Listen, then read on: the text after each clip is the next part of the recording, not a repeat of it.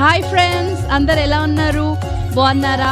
క్రమంగా ఈ 7 days దేవుడు మనల్ని దీవించి ఆశీర్వదించాడని విశ్వాసముతో నమ్ముతున్నాను. మరి 8వ రోజుకి తిరిగి స్వాగతం పలుకుతున్నాను. మరి నాతో పాటు మీరు కూడా Psalms 8 chapter చదవాలి. ఓకేనా?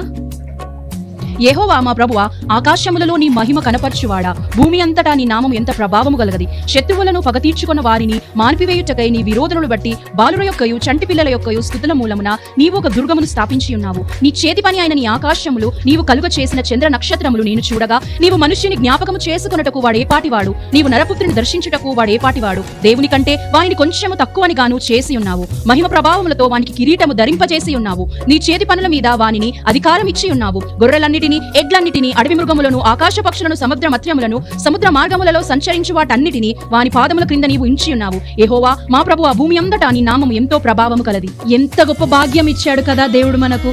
రోజు కూడా మనం పరిస్థితులు ఎదుర్కొన్నప్పుడు నా చేయి జారిపోయింది అని నువ్వు అనుకుంటున్నావు. ఇంకా ఈ లోకంలో నేనేమైపోతా, నేనేం సాధిస్తా, నా పిల్లలు ఏమైపోతారని నువ్వు ఆలోచిస్తున్నావేమో. కానీ దేవుడు చెప్తున్నాడు, సమస్తము, ఈ లోకంలో సమస్తము నీ చేతి కిందికి నేను తీసుకొచ్చి ఉన్నాను.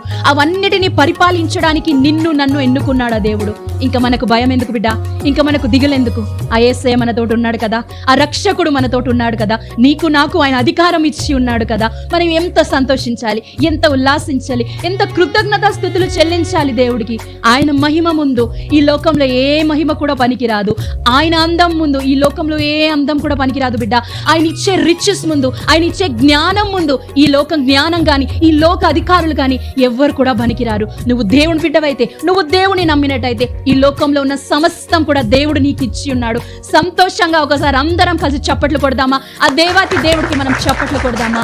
ఎంత గొప్ప దేవుడు, నిజంగా ఎంత ప్రభావమైన దేవుడు, ఎంత నిజమైన దేవుడిని నువ్వు నేను సేవిస్తున్నాం. ఇంకా మన జీవితాల్లో దిగలెందుకు?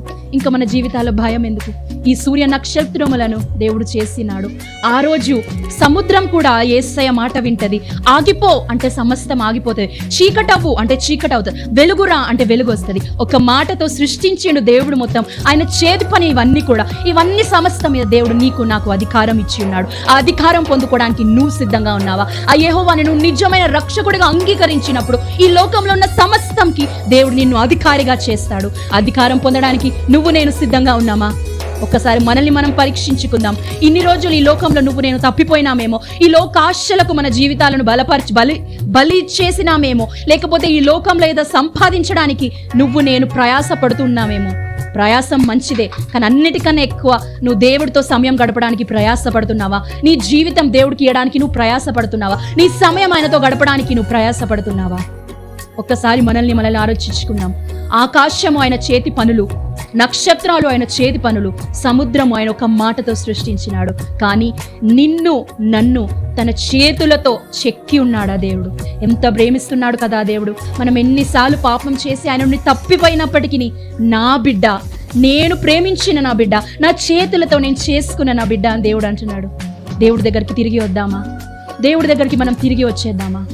చాలు. ఇంకా ఎంతకాలం నువ్వు నేను ఈ లోకంలోనే కొట్టుకుపోయి ఉంటామో ఆ దేవుడు నిన్ను నన్ను పిలుస్తున్నాడు. ఈ ఉదయకాల సమయం ఆ దేవుడు నిన్ను నన్ను పిలుస్తున్నాడు. తిరిగి ఆ యేసయ్య దగ్గరికి వస్తావా? తిరిగి ఆ రారాజు దగ్గరికి నువ్వు వస్తావా?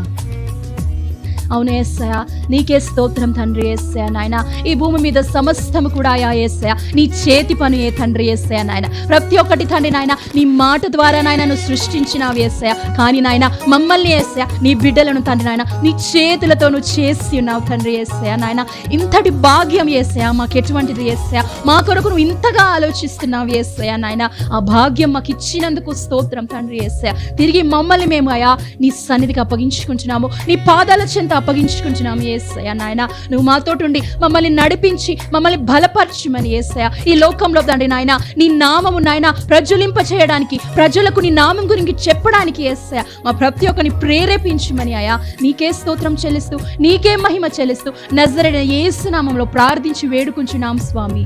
ఆమేన్. అందరు కూడా దీవింపబడి ఉన్నారని నేను నిశ్చయముగా నమ్ముచున్నాను. నువ్వు యేసయ్య చేతి పనివి, నీకోసం దేవుడు ఆలోచిస్తున్నాడు. కాబట్టి తిరిగి మరలా రేపు కలుసుకుందాము. అంతవరకు దేవుడు మిమ్మల్ని దీవించి బలపరచునుగాక. లైక్, షేర్, సబ్స్క్రైబ్ చేయడం మాత్రం మర్చిపోకండి. దేవుడి దీవెనలు పొందండి.